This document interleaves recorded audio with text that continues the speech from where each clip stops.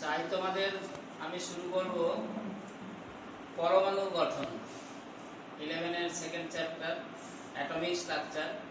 তো এর আগে যে first chapter some basic concepts of কেমিস্ট্রিটা শেষ করেছি, ওই চ্যাপ্টারের লিঙ্কগুলো আমার লেকচার 1, লেকচার 2, লেকচার 3 এবং লেকচার 4 এগুলোর সবগুলোরই লিঙ্ক দেওয়া আছে।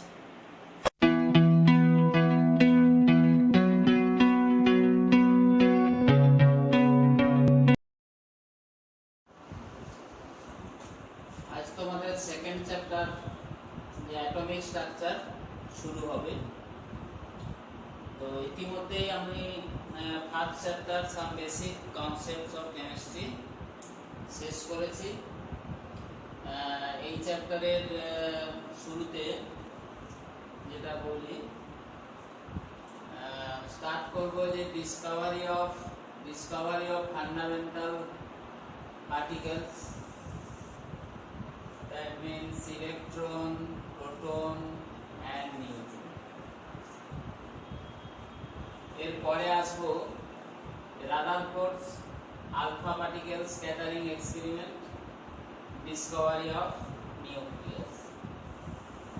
রাদারফোর্ডের আলফা কণা বিচ্ছুরণ পরীক্ষা, এবং এই পরীক্ষা থেকেই আমরা নিউক্লিয়াসের সন্ধান পাবো, Discovery of nucleus. Atomic structure of Rutherford, তাহলে যে ডিসকভারি অফ ফান্ডামেন্টাল পার্টিকেলস মানে পরমাণুর মধ্যে যে স্থায়ী কণা বা অপারমাণবিক কণা, এদেরকে সাব অ্যাটমিক পার্টিকেলস বলা হয়, এবং এগুলোই হচ্ছে পরমাণুর মধ্যে স্টেবল ইলেকট্রন, প্রোটন এবং নিউট্রন। এইগুলো আবিষ্কারের পর পরমাণুর মধ্যে এদের অবস্থান কোথায় হবে সেগুলোর জন্য আমরা পড়ব এই যে রাদারফোর্ডের পারমাণবিক model, atomic structure of Rutherford. এর কিছু সীমাবদ্ধতা রয়েছে, লিমিটেশনস অফ রাদারফোর্ডস অ্যাটমিক মডেল। এতটা আগে হোক, তারপরে আমরা এগুলো আসবো যে ধীরে ধীরে মোজলের এক্সপেরিমেন্ট, মোজলের পরীক্ষা, এখানে এগুলো কিছু ডেফিনেশন এবং এক্সাম্পল করে নেব। Isotopes, isobars, isotones, isodiaphers, isosters, isoelectronic species, nuclear isomers etcetera. তারপর আসবো electromagnetic radiation theory by Maxwell, ম্যাক্সওয়েলের তড়িৎচুম্বকীয় বিকিরণ তত্ত্ব, ক্যারেক্টারিস্টিক্স অফ ইলেকট্রোম্যাগনেটিক রেডিয়েশন, এই তড়িৎচুম্বকীয় বিকিরণ সংক্রান্ত কিছু রাশি, ওয়েভলেংথ, এইগুলো wavelength, frequency, wave number etcetera. Black body radiation, photo electric effect, quantum theory of Planck, প্ল্যাঙ্কের কোয়ান্টাম তত্ত্ব, ব্ল্যাক বডি রেডিয়েশন, কৃষ্ণ বস্তুর বিকিরণ, ফটো ইলেকট্রিক এফেক্ট, আলোক তড়িৎ ক্রিয়া, কোয়ান্টাম থিওরি, প্ল্যাঙ্কের কোয়ান্টাম তত্ত্ব, ইমিশন স্পেকট্রাম, বর্ণালী, নিঃসরণ বর্ণালী। আজকে এটার উপরে আমরা ক্লাস করব। এই অংশটা তোমরা তুলে নাও বা পেয়ে যাবে ভিডিওতে। First, Discovery of fundamental particles. তো এখানে যে ইলেকট্রন, প্রোটন এবং নিউট্রন, এগুলোর আবিষ্কারের ঘটনা বা আবিষ্কারের যে পরীক্ষাগুলো, এগুলো আর ডিটেলসে ডিসকাস করছি না, তোমরা এগুলো একটু বই থেকে রিডিং করে নিতে পারো। জাস্ট এগুলোর প্রিলিমিনারি কনসেপ্ট এটা আমি দিয়ে দিচ্ছি, প্রিলিমিনারি কনসেপ্ট।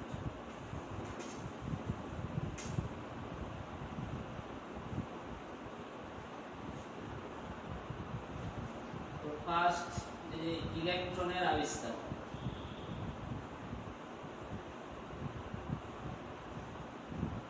একটি তড়িৎকরণ নলে, একটি ডিসচার্জ টিউবের মধ্যে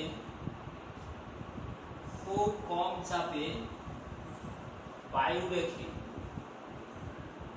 দুটো তড়িৎদ্বারের মধ্যে যদি উচ্চ উচ্চ বিভব প্রয়োগ করা হয় তাহলে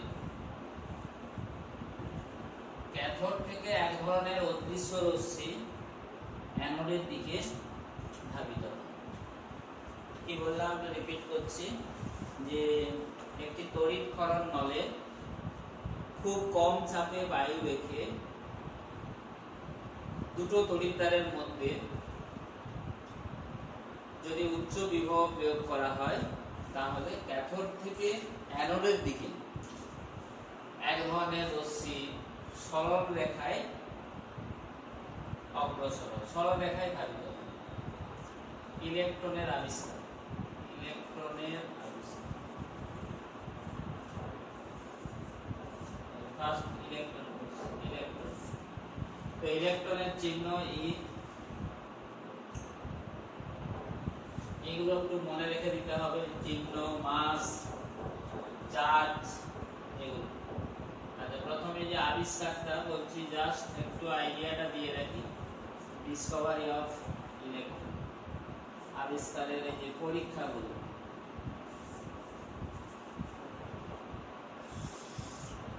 এটা কি বললাম, একটু বই থেকে রিডিং করবে যে ক্যাথোড থেকে, তাহলে যে বললাম এক ধরনের অদৃশ্য রশ্মি সরলরেখায় নির্গত হয়। তো ক্যাথোড থেকে নির্গত হয় বলেই একে বলা হচ্ছে ক্যাথোড রশ্মি। তাহলে ক্যাথোড রশ্মি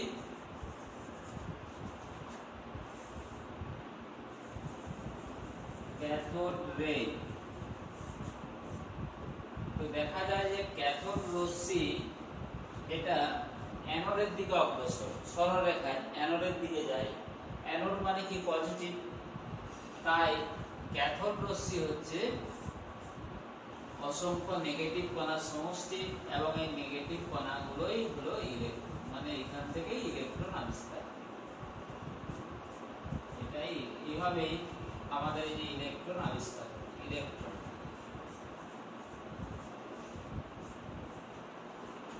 এভাবে ইলেকট্রন আবিষ্কার হলো। এর চিহ্ন মানে সিম্বল, সিম্বল ই, এগুলো একটু মনে রেখে দিতে হবে। এর ভর, এর মাস হচ্ছে 9.108 into 10 to the power minus 28 gram mass. Symbol বললাম ই। এর চার্জটা লাগবে, মানে আধান, চার্জ, চার্জ হচ্ছে -1.602 into 10 to the power -19 coulomb C, বা সিজিএস ইউনিটে -4.8 into 10 to the power -10 ইএসি। দুটো ইউনিটেই এগুলো করতে হবে, ইলেকট্রনের চার্জ। আর ব্যাসার্ধটাও একটু পারলে মনে রেখো, 2.8 into 10 to the power -13 radius, ব্যাসার্ধ, radius 2.8 into 10 to the power -13 centimetre. ঠিক আছে, এই হলো ইলেকট্রন সম্পর্কে তথ্য। এখন আসছে যে প্রোটনের আবিষ্কার, প্রোটনের আবিষ্কার।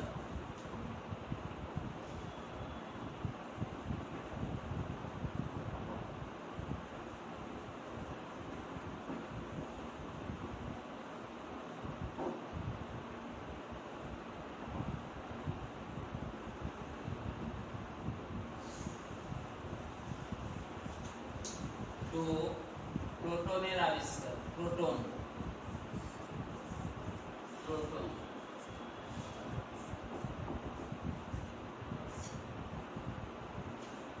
এটা হচ্ছে ঠিক একই ভাবে এরকম একটি তড়িৎ ক্ষরণ নলে, একটি তড়িৎ ক্ষরণ নলে দুটো তড়িৎদ্বার রেখে, এখানে অবশ্য ক্যাথোডটা ছিদ্রযুক্ত, একটা সছিদ্র ক্যাথোড, এবং অ্যানোড রেখে খুব কম চাপে, এখানে তড়িৎ ক্ষরণ নলের মধ্যে হাইড্রোজেন গ্যাস ব্যবহার করা হয়। খুব কম চাপে হাইড্রোজেন গ্যাস রেখে উচ্চ বিভব যদি প্রয়োগ করা হয়, তাহলে যে হাইড্রোজেন গ্যাস মানে এর মধ্যে যে হাইড্রোজেন অণু থাকে সেগুলো প্রথমে ভেঙে গিয়ে H পরমাণুতে পরিণত হয়। তারপর H পরমাণু থেকে মানে এখানে ব্যবহার করা হয় হাইড্রোজেন গ্যাস, তাহলে হাইড্রোজেন ভেঙে পরিণত হবে হাইড্রোজেন পরমাণুতে। হাইড্রোজেন পরমাণু থেকে ইলেকট্রন বেরিয়ে যাবে, দিয়ে H+ আয়ন উৎপন্ন করবে। তাহলে এখানে পরীক্ষাটা যেহেতু আমরা এর মতোই করছি মানে ইলেকট্রনের মতো, জাস্ট এখানে কি ব্যবহার করেছি যে তড়িৎদ্বার দুটো, এখানে অ্যানোড ক্যাথোড ছিল, এখানে সচিত্র ক্যাথোড। এট ফার্স্ট মানে এ থেকে ওই ক্যাথোড থেকে ক্যাথোড রশ্মি বেরোয়, ক্যাথোড রশ্মি মানে আমরা দেখলাম ইলেকট্রন, তাহলে ক্যাথোড রশ্মি মানে থেকে ইলেকট্রন বেরিয়ে যাওয়া মানে H পরমাণুগুলো H+ এ পরিণত হচ্ছে। তখন এই যে H+ আয়নগুলো আর তো অ্যানোডের দিকে যাবে না, অ্যানোড থেকে বিকর্ষিত হবে, কারণ অ্যানোড হলো পজিটিভ তড়িৎদ্বার। তাই এটা সোর্স আমরা বলবো এখান থেকে অ্যানোড রশ্মি, অ্যানোড রশ্মি, অ্যানোড রশ্মি, অ্যানোড রে, অ্যানোড রে। এখান থেকে যে H+ এটাকেই বলা হচ্ছে প্রোটন।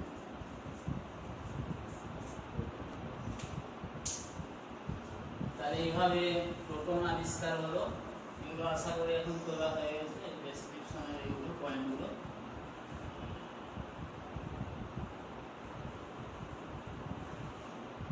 প্রোটনেরও একইভাবে ইলেকট্রনের মতোই মানে এখানে প্রোটনের মাস মনে রাখতে হবে, মাস, সিম্বল, চার্জ একই ইলেকট্রনের মতো। চার্জ ইলেকট্রনের চার্জ শুধু প্লাস চিহ্ন হবে, ওই 1.602 × 10⁻⁻19 কুলম এবং plus 4.8 × 10⁻⁻10 ESU। ESU means electrostatic unit। এর মাস হচ্ছে 1.6725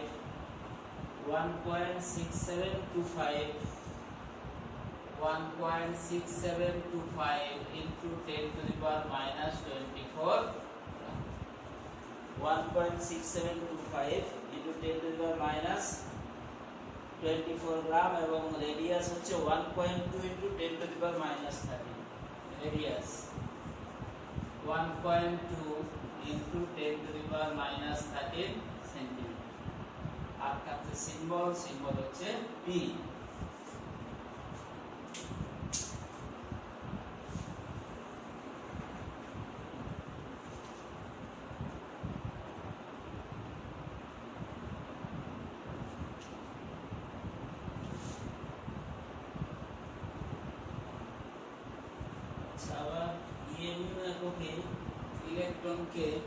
ইলেকট্রনের আরো কিছু চিহ্ন আছে, যেমন এখানে বলছে সিম্বলটা যে ই, এটাকে বিটা দিয়েও প্রকাশ করা হয়, বিটা।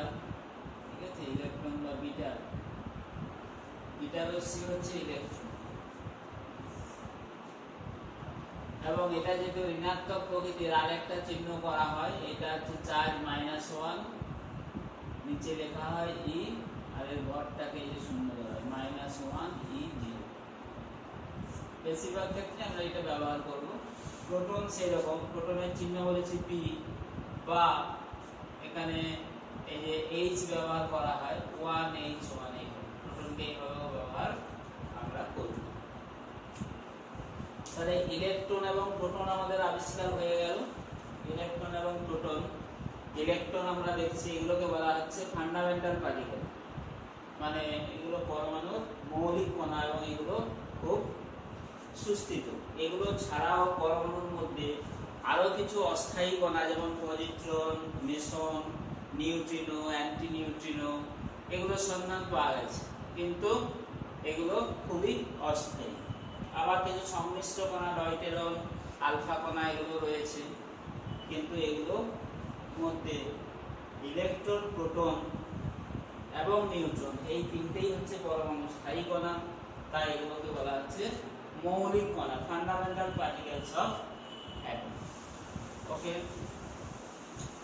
আচ্ছা এখন ইলেকট্রনের তাহলে আমরা দেখছি কি ইলেকট্রন হচ্ছে ঋণাত্মক চার্জযুক্ত, প্রোটন হলো ধনাত্মক চার্জযুক্ত। তাহলে পরমাণুর মধ্যে ইলেকট্রন এবং প্রোটন সমান সমান থাকে, সেই কারণে পরমাণু হচ্ছে নিস্তরীয়। তাহলে পরমাণুর যখন ভর আমরা হিসেব করতে যাচ্ছি তখন দেখা যাচ্ছে যে সাধারণ হাইড্রোজেনের ক্ষেত্রে পরমাণুর ভর আর প্রোটন সংখ্যাটা মিলে যাচ্ছে। আগে ভাবা হতো যখন নিউট্রন আবিষ্কারের পূর্বে যে পরমাণুর মধ্যে যত সংখ্যক প্রোটন থাকবে সেটাই হবে পরমাণু, কিন্তু সাধারণ হাইড্রোজেন ছাড়া আর বেশিরভাগ আর সব ক্ষেত্রে যেহেতু দেখা যাচ্ছে প্রোটন সংখ্যার সঙ্গে ভরটা মিলছে না, তাই পরমাণুর মধ্যে আরো কোনো ভারী নিস্তরিত কণা আছে এটা রাদারফোর্ড বলল।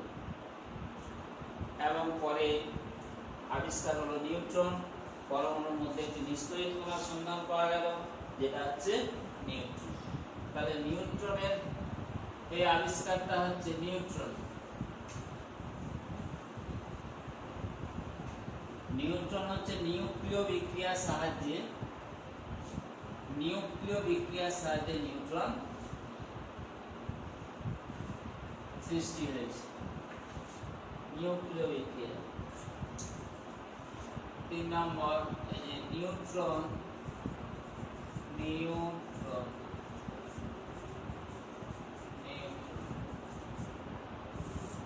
এর চিহ্ন হচ্ছে মানে সিম্বল, এর সিম্বল হলো এন, স্মল এন, এবং একে এইভাবে লেখা হয় 0n1। নিউট্রন একটি নিস্তরিত কণা, এর ভরটায় 1 একক ধরা হয়, তাই 0n1। এখন এটি বলছে যে নিউক্লিয় বিক্রিয়ার সাহায্যে নিউক্লিয়ার রিঅ্যাকশন আর এই যে রাসায়নিক বিক্রিয়া মানে কেমিক্যাল রিঅ্যাকশন এক জিনিস নয়। রাসায়নিক বিক্রিয়াতে অংশগ্রহণ করে পরমাণুর বহিঃস্থ ইলেকট্রন, আর নিউক্লিয় বিক্রিয়াতে অংশগ্রহণ করে পরমাণুর নিউক্লিয়াস। পরে তোমরা এগুলো বিশদভাবে জানবে, এখন জাস্ট এটা নিউক্লিয় বিক্রিয়া। যেমন বেরিলিয়াম পরমাণু Be49, এটাকে আলফা কণা দিয়ে আঘাত করলে আলফা কণা 2He4, এটি হলো আলফা কণা। আলফা কণার উৎস হিসাবে এর উৎস হচ্ছে পোলোনিয়াম, পোলোনিয়াম পরমাণু, পোলোনিয়াম অ্যাটমকে এটার উৎস হিসাবে ব্যবহার করা হয়েছে। এই উৎস থেকে নির্গত আলফা কণা দ্বারা বেরিলিয়াম পরমাণুর নিউক্লিয়াসকে যদি আঘাত করা হয় তাহলে এর নিউক্লিয়াস বিভাজিত হয়ে একটি নিস্তরিত কণা 0n1 এবং সে কার্বন কণা উৎপন্ন করে। এই কণাটা বিজ্ঞানী স্যাডউইক এই কণার নাম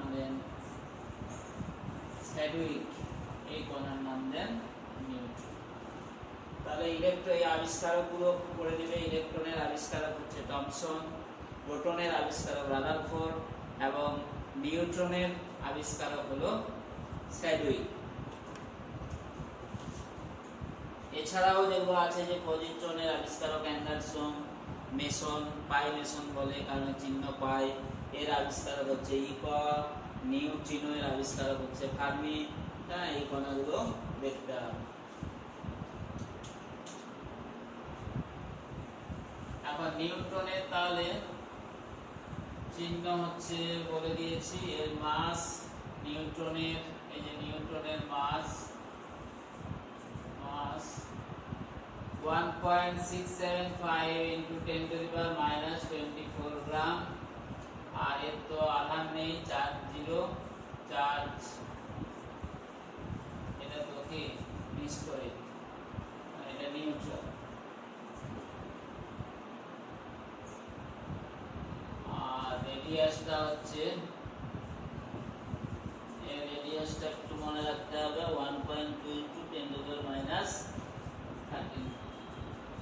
সেন্টিমিটার। এই হলো ইলেকট্রন, প্রোটন এবং নিউট্রন, এদের আবিষ্কারের ঘটনা, মাস, চার্জ আর হচ্ছে রেডিয়াস।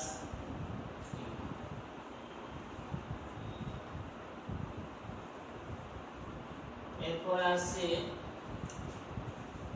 আচ্ছা, এখন তাহলে পরমাণুর মধ্যে যে ইলেকট্রন, প্রোটন এবং নিউট্রন, এগুলো আমাদের যে ফান্ডামেন্টাল পার্টিকেলস, এগুলো আবিষ্কার হয়ে যাওয়ার পরে পরমাণুর মধ্যে এদের অবস্থান কোথায় হবে সে সম্পর্কে রাদারফোর্ড একটি পরীক্ষা করলেন। পরীক্ষা হলো আলফা কণা বিচ্ছুরণ পরীক্ষা। এই পরীক্ষার সাহায্যে তিনি নিউক্লিয়াস, পরমাণুর মধ্যে নিউক্লিয়াসের অস্তিত্ব প্রমাণ করেছিলেন এবং এইভাবেই নিউক্লিয়াস আবিষ্কৃত হয়।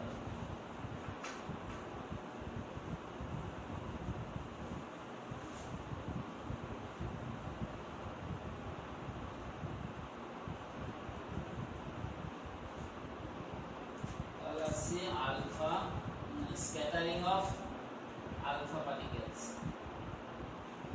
scattering experiment, scattering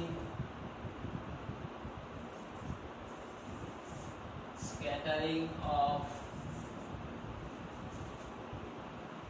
alpha particles, scattering experiment of alpha particles.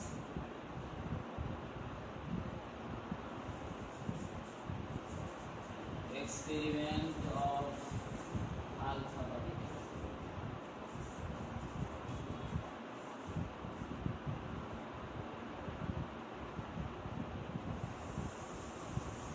এই পরীক্ষাটা করেছিলেন বিজ্ঞানী রাদারফোর্ড।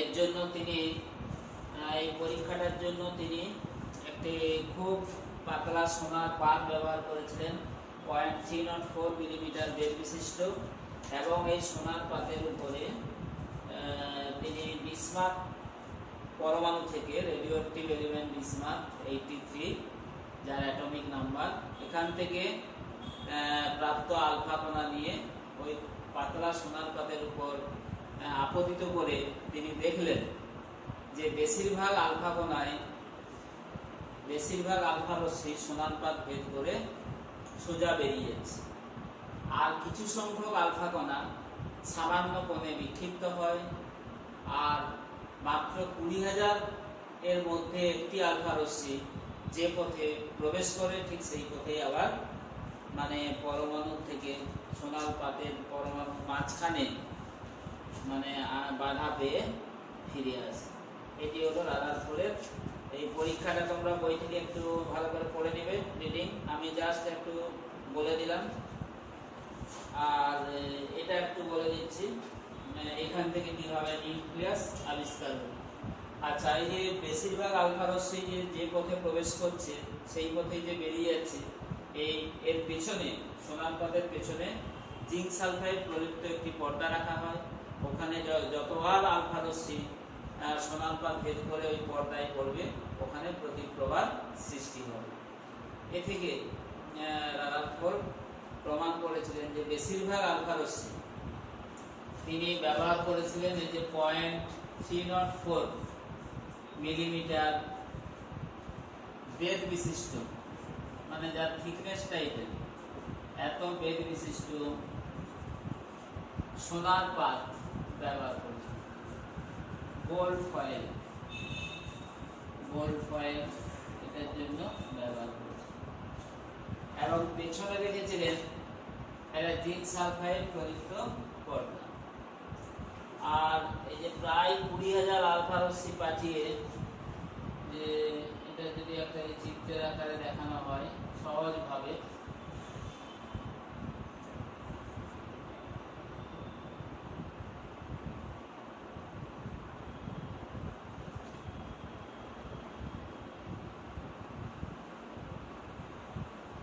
এটা হচ্ছে সোনার পাত, ধরা যাচ্ছে সোনার পাতের পরমাণু,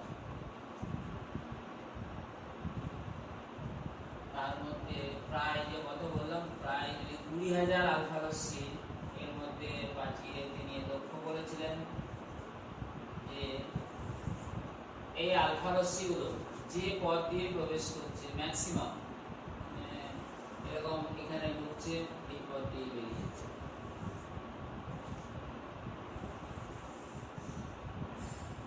এইগুলোকে আমরা বলছি অবিক্ষিপ্ত আলফা, মানে কোনো বাধা না পেয়ে এগুলো বেরিয়ে যাচ্ছে।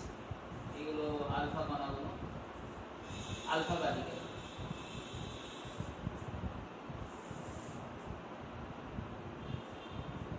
আলফা কণা এবং এগুলো অবিক্ষিপ্ত, এদের কোনো বিক্ষেপ ঘটছে না।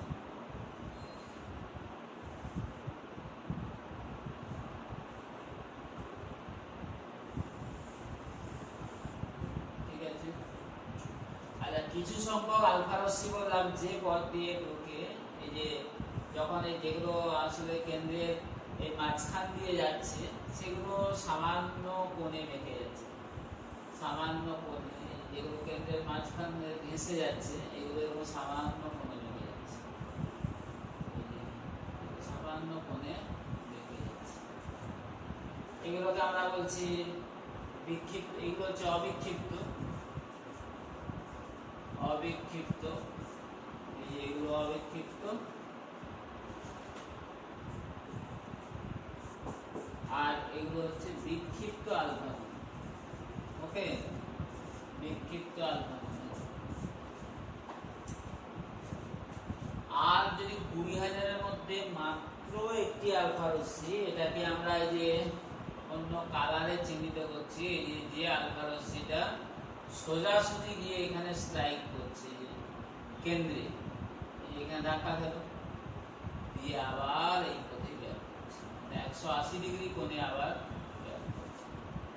এরকম সংখ্যা মাত্র একটা। তাহলে এইভাবে রাদারফোর্ড একটা স্ট্যাটিস্টিক্স দিয়েছিলেন যে অবিক্ষিপ্ত আলফা, অবিক্ষিপ্ত আলফা কণা বা রশ্মি, এগুলো তো উভয় ধর্মই আছে, কণা ধর্ম তরঙ্গ ধর্ম। আলফা কণা প্রায় বলেছিলেন, কিন্তু প্রায় রাদারফোর্ডের মধ্যে যেটা প্রায় হচ্ছে 19,500, বিক্ষিপ্ত আলফা কণা, বিক্ষিপ্ত আলফা কণা প্রায় 499, সামান্য বিক্ষিপ্ত, সামান্য।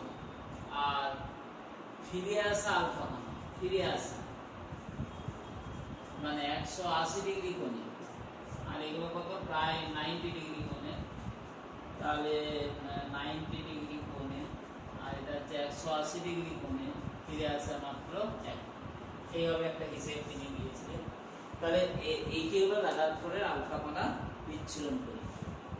তো এখান থেকে রাদারফোর্ড তাহলে কি সিদ্ধান্ত এলেন, না এখান থেকে তিনি যে সিদ্ধান্তগুলো বললেন সেই সিদ্ধান্তগুলোই হচ্ছে এই যে এই পরীক্ষার যে সিদ্ধান্ত, মানে কনক্লুশন, এই কনক্লুশনগুলোই আমাদের হচ্ছে রাদারফোর্ডের অ্যাটমিক মডেল।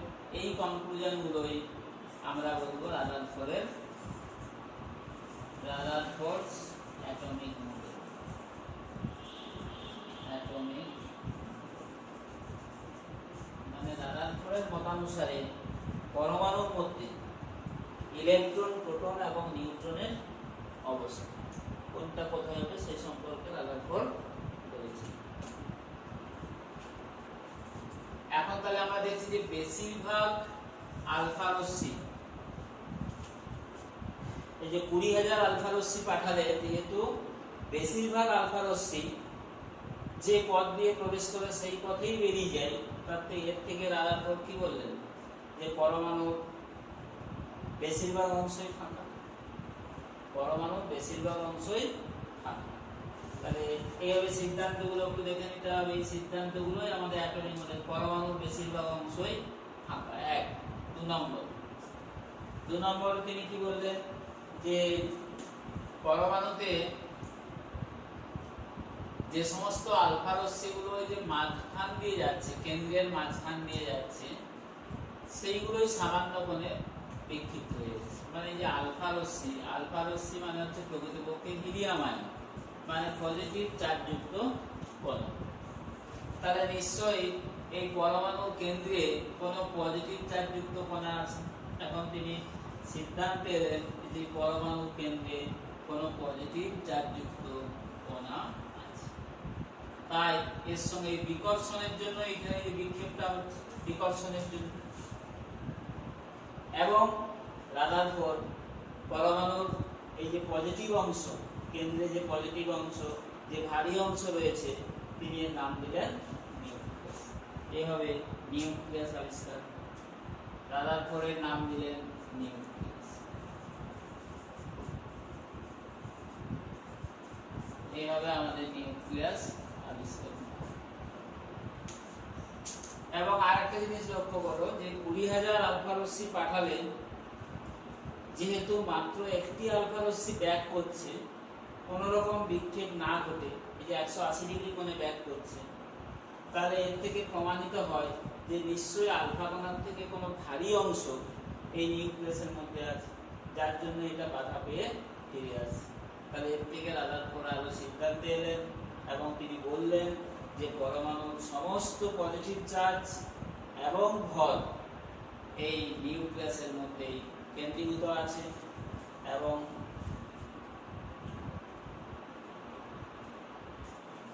দুই, আর অ্যাটমিক মডেলও আমরা আসছে, এগুলো বলবো। তাহলে পরমাণুর কেন্দ্রে যেহেতু নিউক্লিয়াস থাকে, এবং তিনি বললেন পরমাণুর এই নিউক্লিয়াস অতি ক্ষুদ্র অংশ, মানে নিউক্লিয়াসের ব্যাস যদি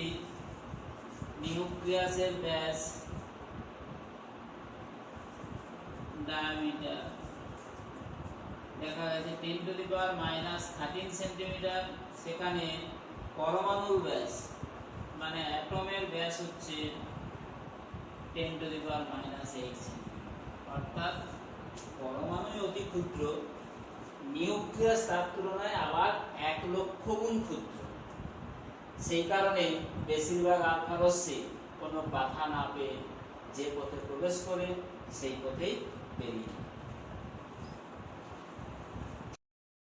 নাম্বার 3, পরমাণু তড়িৎ নিরপেক্ষ। তাহলে পরমাণুর কেন্দ্রে অর্থাৎ নিউক্লিয়াসের যে পজিটিভ চার্জ কেন্দ্রের বহির্ভূত অংশে নেগেটিভ চার্জের সঙ্গে সমান, তাই পরমাণু তড়িৎ নিরপেক্ষ। নাম্বার 4 হচ্ছে রাদারফোর্ডের আমাদের কি হচ্ছে রাদারফোর্ডের পারমাণবিক মডেল, অর্থাৎ পরমাণুর গঠন সম্পর্কে রাদারফোর্ডের যে বক্তব্য, সেই বক্তব্যগুলো পয়েন্ট আকারে আমরা বলছি। নাম্বার 4 যে পরমাণু তাহলে নিউক্লিয়াসের বাইরে, এই অংশটা নিউক্লিয়াস, এই নিউক্লিয়াসের বাইরে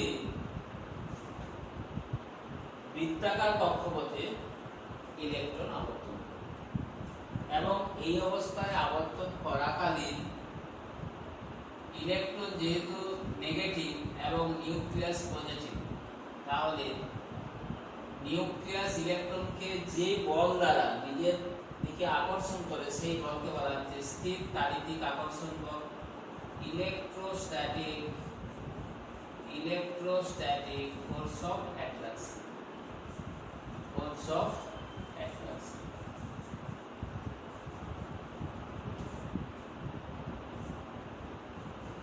ইলেকট্রোস্ট্যাটিক ফোর্স অফ অ্যাট্রাকশন। এবং যেহেতু বৃত্তাকার কক্ষপথে ইলেকট্রন নিউক্লিয়াসকে কেন্দ্র করে আবর্তন করে, তাই যে কেন্দ্রাতিক বলের সৃষ্টি হয় সেন্ট্রিফিউগাল ফোর্স, এই বল ইলেকট্রনকে নিউক্লিয়াস থেকে দূরের দিকে ঠেলে রাখে। এখন এই দুই বলের মান সমান কিন্তু অভিমুখ আলাদা। কেন্দ্রাতিক বল ইলেকট্রনকে নিউক্লিয়াস থেকে দূরে ঠেলে রাখে, আর ইলেকট্রোস্ট্যাটিক ফোর্স অফ অ্যাট্রাকশন ইলেকট্রনকে নিউক্লিয়াসের দিকে টেনে রাখে। এই দুই সমান এবং বিপরীতমুখী বলের প্রতিক্রিয়ার জন্য ইলেকট্রন স্থায়ীভাবে এই নিউক্লিয়াসকে কেন্দ্র করে আবর্তন করতে পারে। অর্থাৎ ইলেকট্রন যদি এখান থেকে এখানে আসে তখনও এই দুটো বল কাজ করবে, এখানে যদি আসে তখনও এই বল কাজ করবে। অর্থাৎ এইভাবে রাদারফোর্ড পারমাণবিক মডেলের স্থায়িত্ব ব্যাখ্যা করেছে। কিন্তু ম্যাক্সওয়েলের তড়িৎচুম্বকীয় তত্ত্ব অনুসারে এই মডেলটাকে যদি আমরা ব্যাখ্যা করতে চাই তাহলে এর কিছু ত্রুটি ধরা পড়ে। এই ম্যাক্সওয়েলের তড়িৎচুম্বকীয় তত্ত্ব অনুসারে যেহেতু এখানে ইলেকট্রন নেগেটিভ চার্জযুক্ত কণা এবং নিউক্লিয়াস পজিটিভ চার্জযুক্ত, একে কেন্দ্র করে আবর্তন করতে থাকে, তাই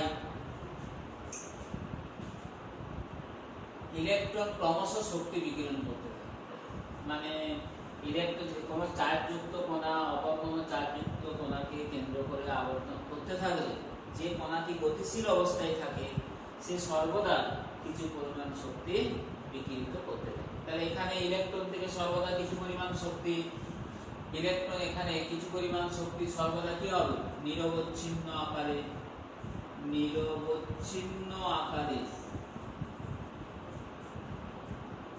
নির্গত হবে। কিছু পরিমাণ শক্তি সর্বদা নিরবচ্ছিন্ন আকারে নির্গত হবে, যার ফলে ইলেকট্রন এবং নিউক্লিয়াসের মধ্যে দূরত্ব কমতে কমতে একসময় স্পাইরাল পথে, এটাকে বলছি আমরা স্পাইরাল পথ, এই স্পাইরাল পথে ইলেকট্রন নিউক্লিয়াসের ঘুরতে ঘুরতে নিউক্লিয়াসের গায়ে এসে পড়ে, অর্থাৎ পারমাণবিক মডেলের স্থায়িত্ব নষ্ট করে। তাহলে এটা হচ্ছে রাদারফোর্ড মডেলের প্রধান ত্রুটি।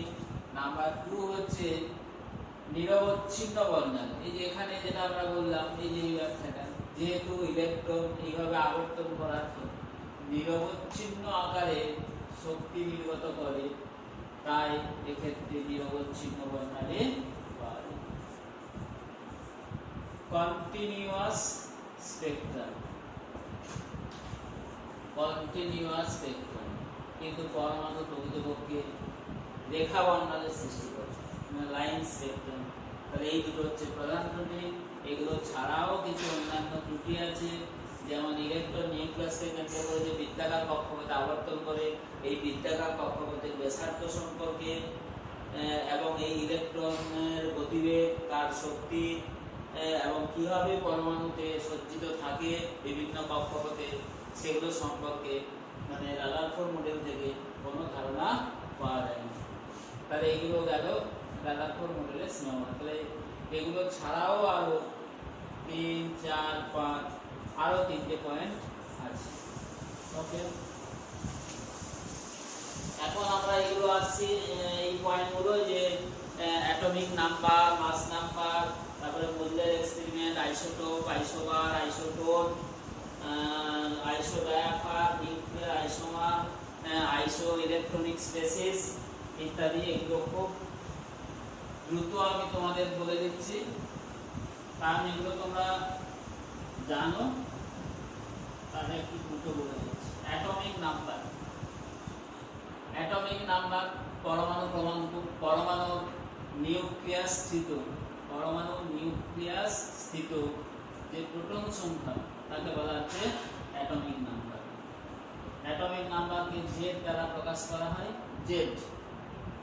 অ্যাটমিক নাম্বারকে জেড দ্বারা প্রকাশ করা হয়।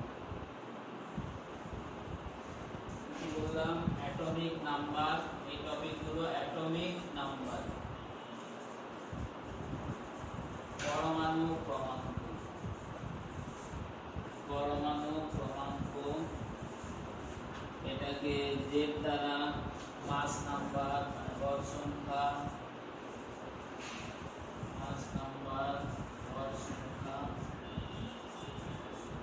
একে প্রকাশ করছে এ দ্বারা। আচ্ছা, পরমাণু নিউক্লিয়াসে প্রোটন সংখ্যাকে বলা হচ্ছে কি পরমাণু ক্রমাঙ্ক, আর মাস নাম্বার হচ্ছে পরমাণু নিউক্লিয়াসকৃত প্রোটন ও নিউট্রনের সংখ্যা। তাহলে A = প্রোটন সংখ্যা মানে জেড প্লাস হচ্ছে নিউট্রন সংখ্যা, এটা হলো নিউট্রন সংখ্যা, আর যে হলো প্রোটন সংখ্যা, আর A = হচ্ছে মাস নাম্বার। এগুলো একটু দেখে নেবে।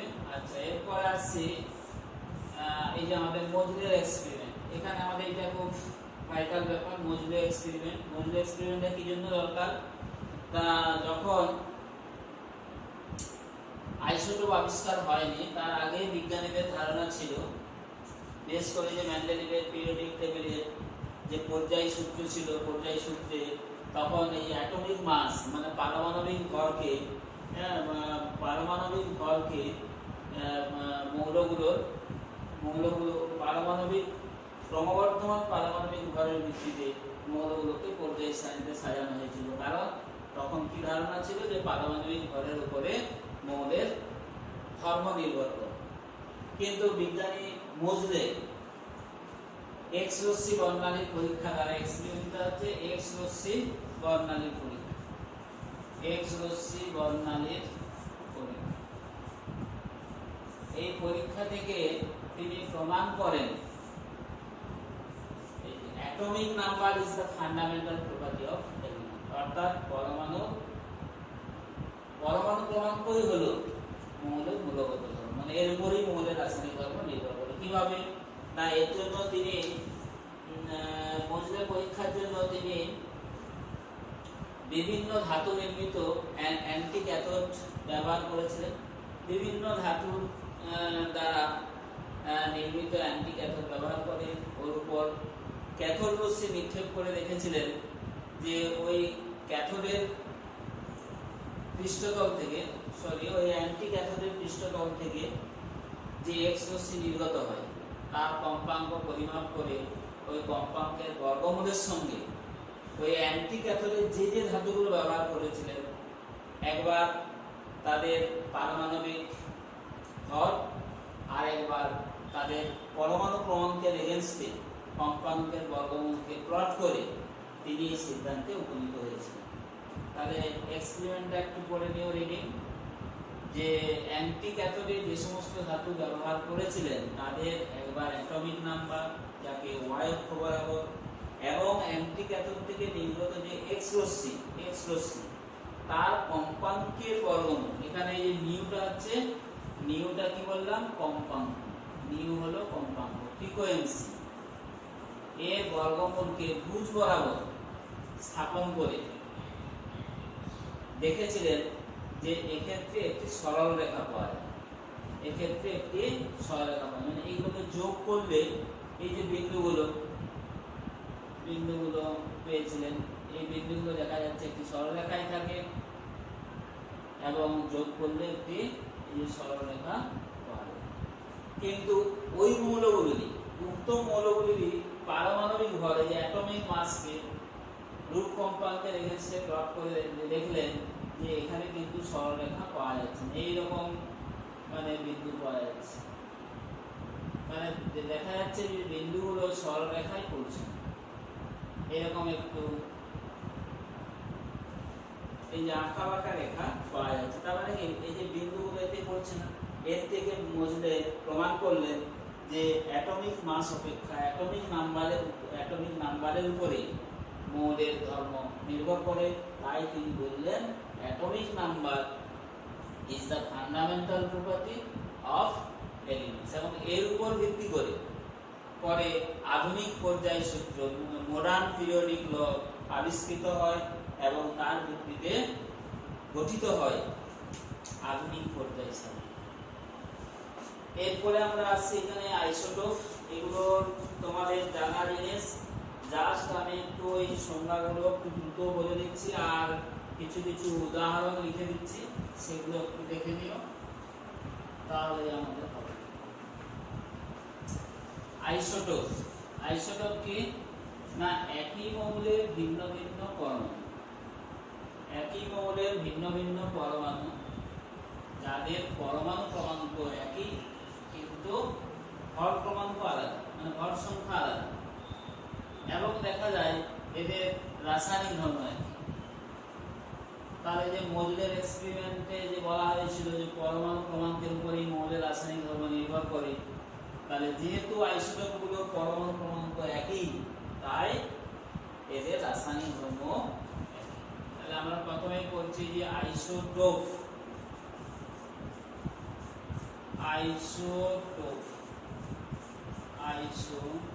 আইসো কথার অর্থ হচ্ছে সেম, টোপ কথার অর্থ হচ্ছে প্লেস, মানে পর্যায় সারণীতে এই মৌলগুলো মানে আইসোটোপগুলো সমস্থান অধিকার করে, তাই এদেরকে বলা হচ্ছে আইসোটোপ।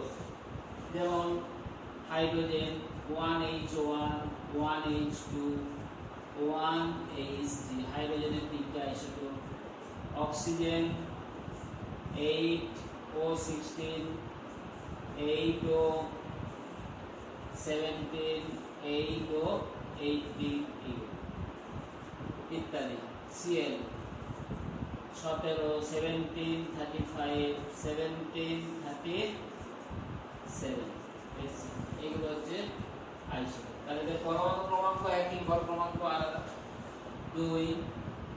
আচ্ছা, এখানে একটু দেখবে তোমরা, এই আইসোটোপ তো বলছি, আইসোটোপ হলো আইসোটোপের ব্যবহার একটু করে নিও। আচ্ছা, আইসোটোপ নেই, প্রাকৃতিক আইসোটোপ নেই এরকমও কিছু মৌল আছে, যেমন ক্লোরিন, সোডিয়াম ইত্যাদি, এগুলোর কিন্তু আইসোটোপ নেই। সোডিয়াম 23, ফ্লোরিন 19 ইত্যাদি আরো আছে, এগুলো মনে রাখো, এদের আইসোটোপ নেই। Isotope number 2 isobar. Isobar isobar হচ্ছে আইসোটোপের উল্টো, মানে এদের ক্ষেত্রে কি দেখবে, পরমাণু ক্রমাঙ্ক সেম, ভর ক্রমাঙ্কটা আলাদা। এদের ক্ষেত্রে আমরা কি দেখব, এদের ক্ষেত্রে আমরা দেখব মানে এদের ক্ষেত্রে পরমাণু ক্রমাঙ্ক আলাদা কিন্তু ভর ক্রমাঙ্কটা সেম। যেমন আর্গন Ar 18 40, ক্যালসিয়াম 20 40, এগুলো এক।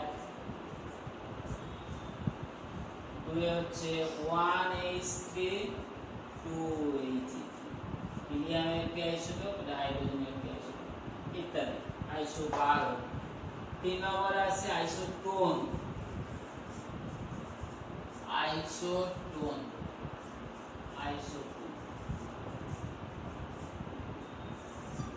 আইসোটোন মানে নিউটন সংখ্যাটা সমান, প্রোটন সংখ্যা আলাদা কিন্তু নিউটন সংখ্যা সমান।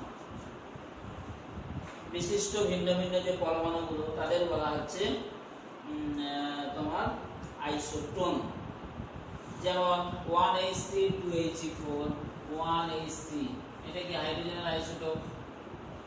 ট্রিটিয়াম আর হিলিয়াম He2He4। তাহলে এখানে দেখা যাচ্ছে প্রোটন সংখ্যা আলাদা হলো, উভয়ের ক্ষেত্রে নিউটন সংখ্যা n ইকুয়াল টু, নিউটনের চিহ্ন n ইকুয়াল টু 2, এখানে 2, তাহলে নিউটন সংখ্যা সমান 1। 2 হচ্ছে যেমন আমরা বলছি ফসফরাস 15 31, সালফার 16 32 ইত্যাদি। তাহলে নিউটন সংখ্যা কত, n ইকুয়াল টু, উভয় ক্ষেত্রে এই যে, তাহলে এগুলো হচ্ছে আমাদের আইসোটোন, মানে প্রোটন সংখ্যা ভিন্ন হলেও নিউটন সংখ্যা কিন্তু এক। আচ্ছা, এখন আছে যে নিউক্লিয়ার আইসোমার। নিউক্লিয়ার আইসোমার মানে সবই এক, দেখে কিন্তু কিছু বোঝা যাবে না। Nuclear isomer 4। নিউক্লিয়ার আইসোমার মানে পরমাণু ক্রমাঙ্ক, ভর ক্রমাঙ্ক সবই এক। যেমন জিঙ্ক 69, জিঙ্ক এর পরমাণু ক্রমাঙ্ক কত 30, এটা 69, তাহলে আবার জিঙ্ক 30 69, এই দুটো পরস্পরের, একটাই অন্তত মনে রাখো, দুটো দেখো একই, পরমাণু ক্রমাঙ্ক বা ক্রমাঙ্ক একই। এর পার্থক্য কোথায়, অর্থায়ন, মানে এদের তেজস্ক্রিয় ধর্মের পার্থক্য আছে, তাই এগুলোতে বলা হচ্ছে নিউক্লিয়ার আইসোমার। একটার অর্থায়ন 13.8 13.8 ঘন্টা, আর একটার অর্থায়ন হচ্ছে কত মিনিট জানো, 57 মিনিট, 57 মিনিট। আর টি হাফটা কি বললাম, অর্থায়ন মানে হাফ লাইফ, এদের হাফ লাইফ। আচ্ছা, এগুলো তেজস্ক্রিয়তা চ্যাপ্টারে ক্লাস 10 এ একটু পড়েছিলেন, এই 12 এ ফিজিক্স চ্যাপ্টারে পড়বে অর্থায়ন। কোন তেজস্ক্রিয় মৌল, আমি একটু লিখ দিয়ে রাখি অর্থায়ন, কোন তেজস্ক্রিয় মৌলের অর্থায়ন বলতে যে কোনো নির্দিষ্ট পরিমাণ তেজস্ক্রিয় মৌল যে সময়কাল পরে তার ঠিক অর্ধেকে মানে প্রাথমিক পরিমাণের ঠিক অর্ধেকে পরিণত হয় সেই সময়কালটাকে বলা হচ্ছে অর্ধায়ু। তাহলে এগুলো হচ্ছে দুটো নিউক্লিয়ার আইসোমার, এদের অর্ধায়ু আলাদা, তাই এরা হচ্ছে নিউক্লিয়ার আইসোমার। এরপরে আছে আইসোডায়াফার, মানে যেগুলোতে নিউট্রন ও প্রোটন সংখ্যার পার্থক্যটা সমান, আইসোডায়াফার। তারপর আসবে আইসোস্টার, আইসোস্টার মানে সমান সংখ্যক পরমাণু এবং সমান সংখ্যক ইলেকট্রন যুক্ত অণু বা পরমাণুকে বলা হয় আইসোস্টার। তাহলে আইসোডায়াফার, আইসোস্টার, আইসোডায়াফার, আইসোডায়াফার,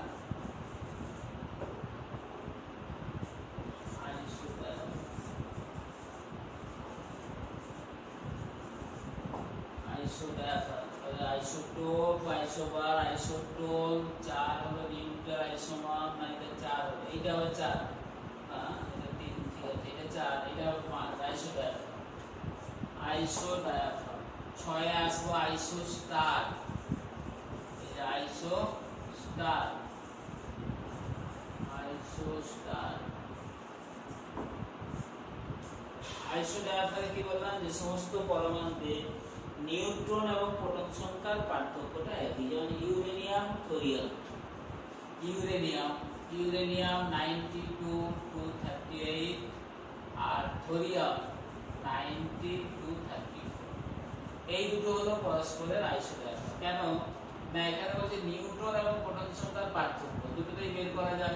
n - p, n হলো কত 238 মাইনাস 92, এই হলো নিউটন সংখ্যা, মাইনাস প্রোটন, প্রোটন হচ্ছে 92, আর এখানে n - p equal to 234 minus 90, এটা হলো নিউটন সংখ্যা আর প্রোটন সংখ্যা হচ্ছে 90।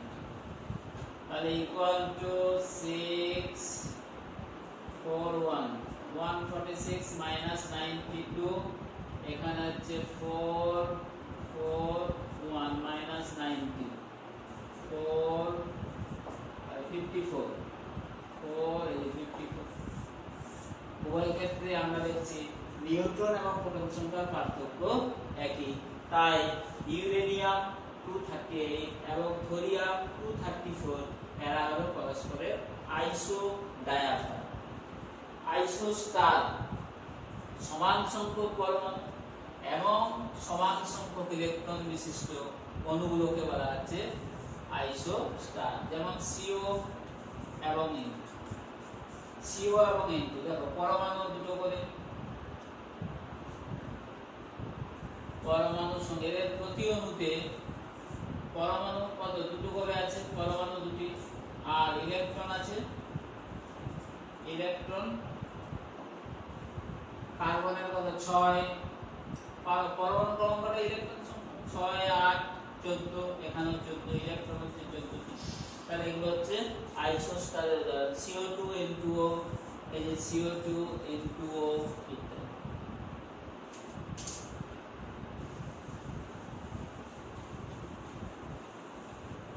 আর বলেছি নাম্বার 6 হলো নাম্বার 7 আইসোইলেকট্রনিক স্পেসিস, একটা টার্ম বলেছিলাম আইসোইলেকট্রনিক স্পেসিস।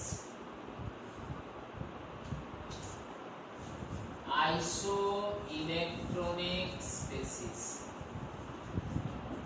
এখানে স্পেসিস বলার কারণ আইসোইলেকট্রনিক স্পেসিস, স্পেসিস বলার কারণ পরমাণু হতে পারে, আয়ন হতে পারে, অণু হতে পারে, স্পেসিস বলতে সবকিছুই বোঝায়। এটাকে আমরা বলেছি আইসোইলেকট্রনিক স্পেসিস। এর কিছু উদাহরণ দেখা যাক, এই যে CO, CO এর সঙ্গে N2, একটাতে বললাম এই আইসোস্টার গুলো আবার এর মধ্যে পড়ে যাবে, যেমন CO N2, এটা কত 14টা ইলেকট্রনই আছে নাকি। আচ্ছা Cn মাইনাস, দেখো এদের সঙ্গে 14টা ইলেকট্রন এরকম না করে 14টা ইলেকট্রন আমরা যদি উদাহরণ দিই, এই যে CO N2, Cn minus cyanide ion, cyanide ion, ইত্যাদি, এইগুলোতে 14টি ইলেকট্রন আছে, 14টি ইলেকট্রন। 6 নাইট্রোজেন কত 7 আর মাইনাস 1 14টা, একটা উদাহরণ। 2 কিছু যদি ধাতব আমরা আয়ন বলি, যেমন ধাতব আয়ন সম্পর্ক আর্গন 18টি, এই যে Ca2+, K+, P3-, S2- ইত্যাদি, এগুলোতে সবই এই যে 18টি ইলেকট্রন। তাহলে এগুলোকে বলা হচ্ছে আইসো ইলেকট্রনিক স্পেসিস। বোঝা গেছে? আইসো ইলেকট্রনিক স্পেসিস। আজকে প্রথমে যেটা বলেছিলাম এর পরে আরো কিছুটা রয়ে গেল, মানে টাইমটা বেশি লেগে গেল, তাই পড়াতে পারলাম না। নেক্সট ক্লাসে আসবো, যে ডেসক্রিপশনে যে অংশটা ছিল ওটা নেক্সট ক্লাসে আসবো।